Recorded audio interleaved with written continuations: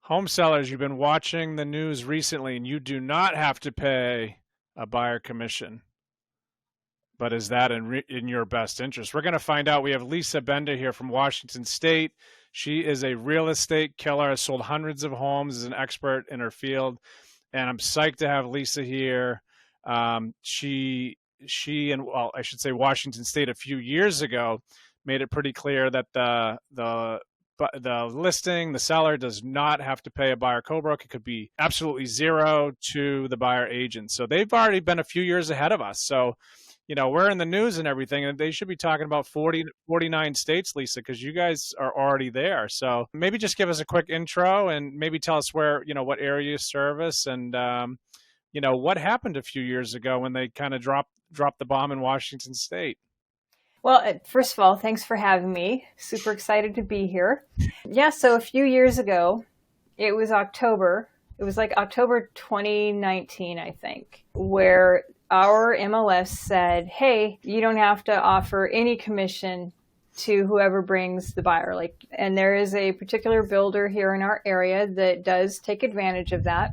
They do pay some co-broke, but I mean, I'm heading off into the weeds, but long story short, we were all quite alarmed initially, of course, because it was new and change. And so there was kind of this fear of like, oh my gosh, are all the sellers going to offer zero? And that's not where we've ended up. And so I service the Snohomish County area, which is about 30 miles to the north of Seattle, and kind of the east side where Kirkland and Redmond and, you know, so I'm not in the Seattle proper area, but serve the suburbs. And our MLS is the biggest, I think, in the country as far as how big of a geographic area it covers. And we wanted to be part of the forefront. We're not owned by National Association of Realtors. We are member owned. And so that gives us a lot more flexibility to pivot and, you know, do things how we members think is best. Okay. Yeah, that's awesome. And, yeah, I didn't know all that. I mean, that's a cool thing that NAR's not involved, and that could be good or bad depending which way we look at it. And you know, I like how you're honest and said, geez, you know, it could kind of change the forefront what people want to do. And has it changed any of your approach with sellers? So meeting with sellers 10 years ago, maybe versus meeting with them 4 years ago. Did you see a huge difference in how you want to talk to them? Did they ask more questions? Before it was like, hey, here's the commission. And then it'd be like, you know, I'm going to share X amount. And there wouldn't necessarily be like a giant discussion because the way it was being presented was you're going to get me and then plus all these other brokers working on your behalf, almost like trying to sell your home. And so we're going to be we're sharing the commission with them. When it got decoupled to be like crystal clear, there was kind of a step. Starts out like, well, here's the commission and this is what's going to whoever brings us the buyer. And then they completely decoupled it. And it is two separate paragraphs. You can't get confused if you're a seller. And it is, this is what goes to the listing firm. This is what goes to the buyer broker firm. There's no confusion. They don't have to be the same. You know, they can completely vary. And the discussion that I have with a seller is that sort of like when you paint your house, when you replace carpet, when you say that you'll consider FHA or VA offers, like there's different ways to incentivize agents to come and show the house. And one of those is offering some kind of compensation. And then there's the whole discussion on buyers trying to save up their down payment and their closing costs. And gee, seller, when you purchased, did you pay out of pocket? Like there's all sorts of different directions to go. Yeah, absolutely. And that's one of those things that could be a hard conversation. I think more so for a buyer is if they have the fear of having to come up with X percent on top of their already down payment, on top of their closing costs. And what are you seeing in terms of sellers offering co-broke? Do you see the majority of them offering co-broke to alleviate some of the stress the buyers might have? Is that what you're seeing? Yep. 100%. Yep, 100%. And, someone can offer 0. Mm-hmm. They can offer 10%, and in fact, when you kind of step back and look at it, for sale by owners that are on Zillow frequently say in their remarks, like, we'll pay buyer's agent. Like, they understand that this is part of getting you the most money is by having the most buyers. And by offering that, you're helping yourself. You're not hurting yourself. Yeah. So I forget where I was headed with that, but yeah. I have that effect on people. I lull you right to sleep. I think the important thing is the bottom line. Whether it's this percent or that percent, is how much money are we getting into the seller's pocket? What is our data on our list price to sale price percentage? And then let's talk about those extra percentages and increasing our odds by bringing in, like you said, as many buyers as possible that won't feel the pressure of having to come up with X number of dollars. So in Massachusetts, I don't want to speak for other people. I would often come in and say, this is the percentage. And then I would state that the buyer broker is going to get offered this. This is what I would recommend. This is what I would do if I was selling my house. What would you like to do? But we have gotten away from that a little bit so that it's more clear, like you described. Like, all right, we are the listing agents. This is what we're going to take in. And these are our different packages. Is there one of those packages that makes sense for you? And then we go to the buy side and we do the same thing. And we've been doing that for about a month now. And I actually really like it. I think because I get blinded by the fact that I already know the process and I'm not a consumer. And I think it's good. I think not the whole thing, I think a lot of this is good for the consumer. Like, let's lay it all out so that you really understand everything. And yeah, would you agree? What's that? I think for the consumer seller, yes. I am very deeply concerned for the first-time home buyer that if the compensation, well, first of all, I thought the whole idea was transparency. So I'm still sort of baffled how it makes any sense to say we are not going to publish what a seller is willing to offer. That is really confusing to me. I've been doing this for 24 years, and just looking at the history, I remember that in the 90s, everyone was a sub-agent to the seller. And then they were like, oh, because of the shared compensation, right? And then buyers are like, wait, you didn't represent me? And then our state was like, oh, yeah, okay. Here's what it is. Now, when you talk to anyone that you haven't signed a contract with, a buyer, then that means you represent the buyer automatically. So, there was kind of like this time of like, hey, and best of all, buyer, you're not paying me. But of course, buyer's bringing the money to the table. So are they not paying? But that's a whole other, we could run down that rabbit trail until, we're talking about who their job is and whether their boss is paying for their house. True. Good point. Yeah. So that's one of those things that, I'm afraid that we're going to end up back with buyers not having representation because it's not going to be transparent if it's not being shown anywhere. How do we know that the listing agent is actually saying the same number to everybody? Like, yes, you don't know. Yes. The buyer that can't afford anything more, like they're doing a DPA program and, they're scraping together every last penny and they've got gift funds coming, like they can't afford to pay you. And if they fall in love with a house that's offering no compensation, the seller won't budge. Then they're going to have to go to the listing broker who's going to either say, well, you're not represented, or I'm a dual agent, which is practically as bad as not being represented. It is. Yeah, that's well said. And I had a good analogy that I stole from someone else. It's almost like everyone goes to the listing agent. Imagine getting a divorce and two married couple, they decide they want to go their separate ways and they say, hey, let's save some money and use the same attorney. Right. Right? Yeah. But not be represented on a $950,000 purchase. Right. Pretty dangerous. Yeah.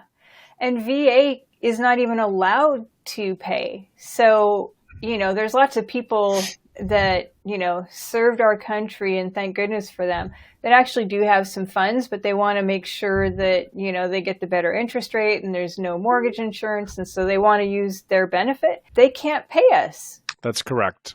And I mean, I think that most of us agents feel like we're actually in a service industry and do genuinely want to help our clients. And so how do you say to somebody like, I can't work for free. I'm really sorry. I can't work for free. So you need to now call the listing agent, and I hope they don't try to do what's in their contract, which is solely look out for the seller's best interest. Exactly. Yep, 100%. I like how you said that, because they are contracted by the seller, and it is their job to do everything in their power legally, and ethically, in the best interest of them, and not for the the veteran like you described. As much as we appreciate the veterans, you're under contract, and it can be unfair.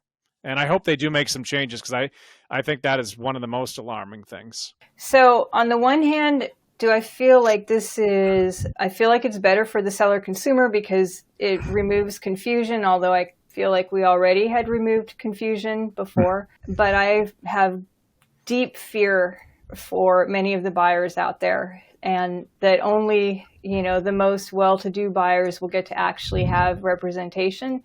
Now, having said that, our MLS, I guess I would say, 99% of the listings are still offering, buyer broker compensation. So, and I think that a good listing agent is going to be able to explain why it's in the seller's best interest to make sure that their buyer pool is as big as possible. Yeah, and I think it's huge. And I think that as a homeowner and as a team, I have a team of 10 great agents. And at this point right now, we are, or in the next few weeks, selling 4 of our own personal properties scattered through the team. Really? And yes, and I thought this was important to share, and I've shared this at listing appointments. All 4 of us have the right to offer a zero co-broke, every single one of us. And we would be, in my opinion, very well equipped to handle this as good as anyone, because this is kind of our expertise. But the 4 of us, and we didn't make a pack or get together, this is what we've all decided to do, and they're not identical.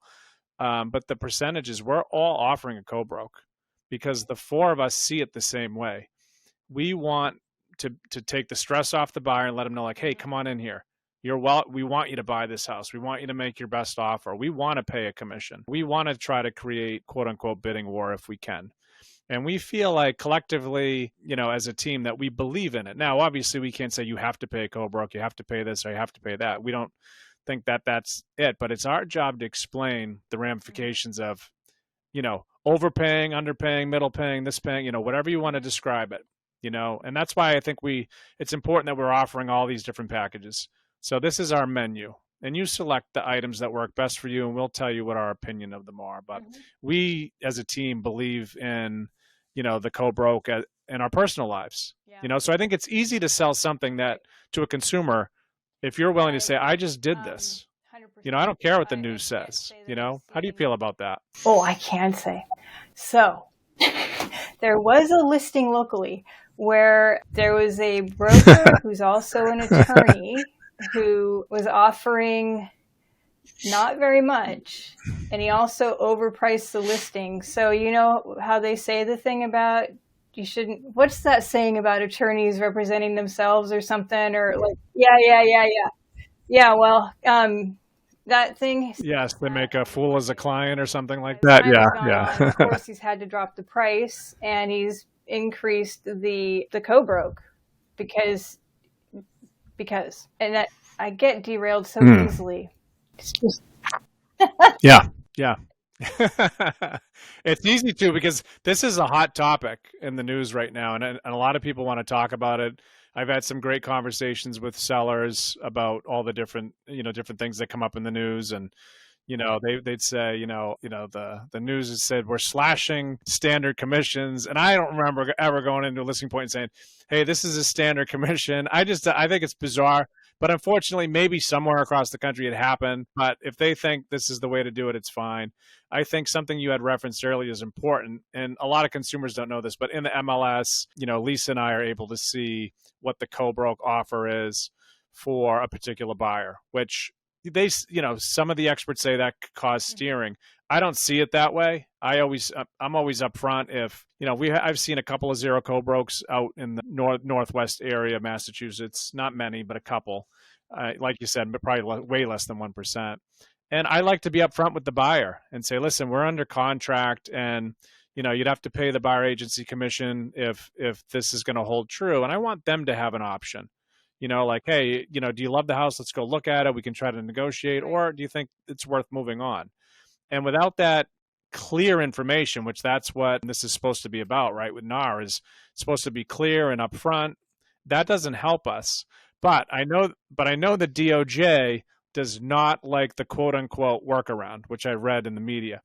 They don't like the fact that we can put the buyer agency co-broke on our personal websites, on our social media posts, and other places. So we can put it everywhere else, but we can't put it on the MLS because, it could be a potential violation of freedom of speech if they say, well, that's your personal website that you pay for. So, how do you feel about that it's not allowed in the MLS, but at this point, unless it changes, it is allowed on your personal website? They come to agree. I think it's ridiculous to keep it hidden or make someone dig around for it. And there's times when things get listed and agents aren't answering their phone.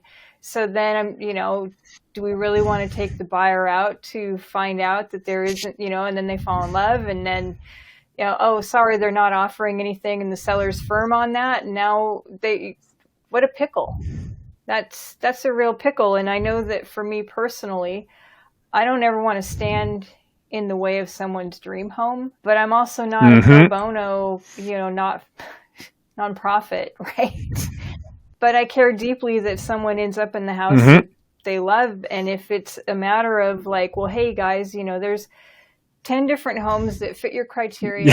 This one is not offering a co-broke, so you may have to pay me. Do you want to keep it on the list, or do you want to stay focused on these other 9?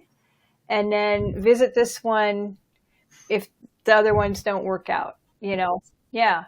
Yeah, exactly. Like give them the choices. Give us as much info as we can take, like I've seen, without getting too specific, commissions that I feel are really high, in the middle, and considered lower, like all over the place. And at no point do I feel like I have ever steered a client away. If a client said, hey, I want to see that, what I would do prior to all of this is I would take them there. And if they loved it, I would write it into the contract that I'm going to try to increase my commission by this. And honestly, if they declined, I'm not going to cost my client this property. I will fight to get the property. We're not as greedy as the media might make us out to be. Yeah, we do want to help people, as much as possible, and I'm sure you want to help too. But you get to a point, you've been in this a long time, as have I, and there are so many hours in the day. I remember as a new agent, goodness, I would run out everywhere for free, for this, for that. I was so excited to see houses, and but I think that time becomes valuable, and it's unfortunate that some of this is going in that direction. But it is, what's really cool, Lisa, is that I feel like you guys are years ahead of us, and it hasn't changed much in terms of sellers understanding what's best for them. And I do believe that will trickle right across the country. People are really smart, and they'll watch some news articles. Some are super good and things like that, and then they'll find that some potentially aren't as good. So you have to really fact check what you're looking at. But yeah, this has been awesome, Lisa. Do you have any final thoughts here before we wrap up?